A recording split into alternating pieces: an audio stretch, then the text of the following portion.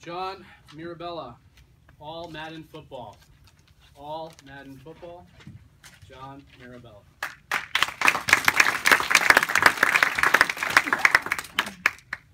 Football season is upon us once again, and I'm trying to decide if I should pretend to like the New England Patriots, since that was the team I grew up with, and I love saying Deflategate, or should I pretend to root for the New York Giants or Jets, since I live here now?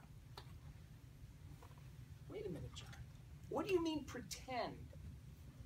Mr. Contest Chair, fellow Toastmasters, and welcome guests. I have a confession to make.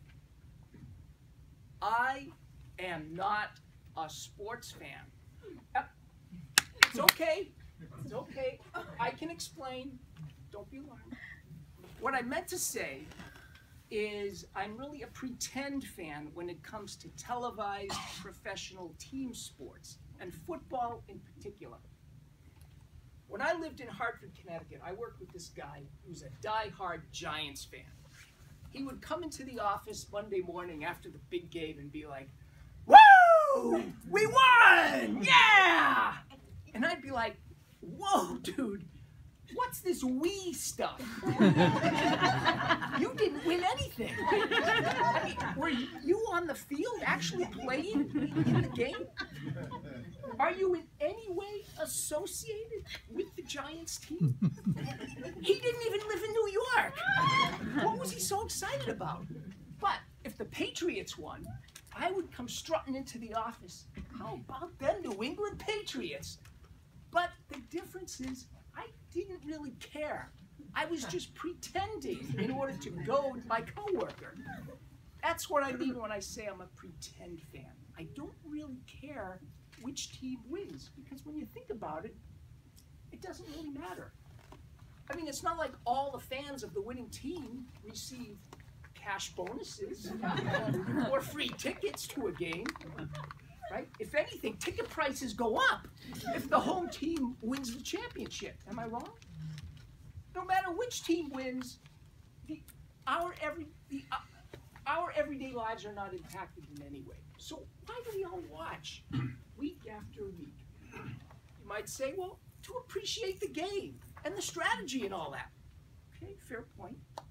But I must say, I've been watching football for a long time, and I still don't understand a lot of the rules. Like when they call unnecessary roughness. I mean, isn't that what football is? The entire sport is based on the concept of unnecessary roughness. Why would they make it a penalty? Think about it. A defensive tackle could almost take his opponent's head off during the play. But if the other guy as much as gives him a tiny little shove after the play is over, that they call, right? Can't have any of that rough stuff. I say, let the players fight a little. Throw a few punches. Maybe if they allowed the players to fight a little bit on the field, they might be a little less violent off the field. I think the announcers of the games have toned it down a little too, just a little. My all-time favorite announcer used to be John Madden, longtime coach of the Oakland Raiders. This guy was an announcer. No pussyfooting around with him. But for those of you who don't know who John Madden is, he's the quintessential football personality. He's this big, burly, rugged-looking guy, always talked fast. He even picked his own team of superstars after the season was over, called the All Madden team. Remember that? He always said he liked players who had a little bit of blood on their uniforms during the game. Are you kidding me? But what I really used to like about Madden were his analyses of the plays. During the instant replay, he would draw these X's and O's on the telestrator to describe what just happened. And inevitably, his summation of the play always ended the same way with his signature phrase. Anyone know it? There he goes, boom. But you gotta say it fast. Like, there he goes, boom! Allow me to demonstrate. You got a guy on the outside, another coming in on the cross. The quarterback sees he doesn't have either of them. He's not going to force it in there. When the center goes to block, he gets penetration, and there he goes, boom! There he goes, boom. What does that mean? Who was doing the penetrating? Exactly what was he penetrating? Hockey's a sport I like watching on TV. Not too many commercials, and it's one of the few sports where fighting is part of the action.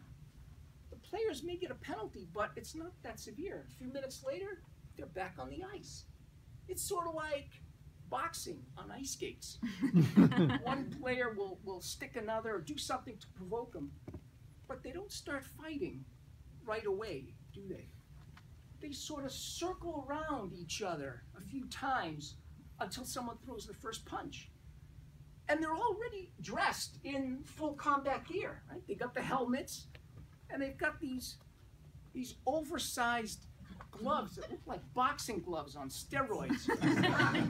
These things look like they could punch a hole through a brick wall. But then what happens? After they circle each other 3 or 4 times, they drop the gloves off their hands to go at it barefisted. Why? It seems to me if your objective is to inflict as much bodily harm on your opponent during a hockey fight, you want to keep those gloves on. One hit to the head with these things, the other guy won't get up for a week. There must be some kind of hockey honor code that says players have to remove their gloves before going at it. I've got an idea. Since I'm a pretend sports fan, let's pretend that John Madden was a hockey announcer instead of a football announcer. It would go something like this. You got the wing and the defenseman circling each other, both staring down the other guy, waiting for something to happen. He's got his arm locked in position, the other guy daring him to throw the first punch. He goes in for the penetration, there he goes, boom! Thank you.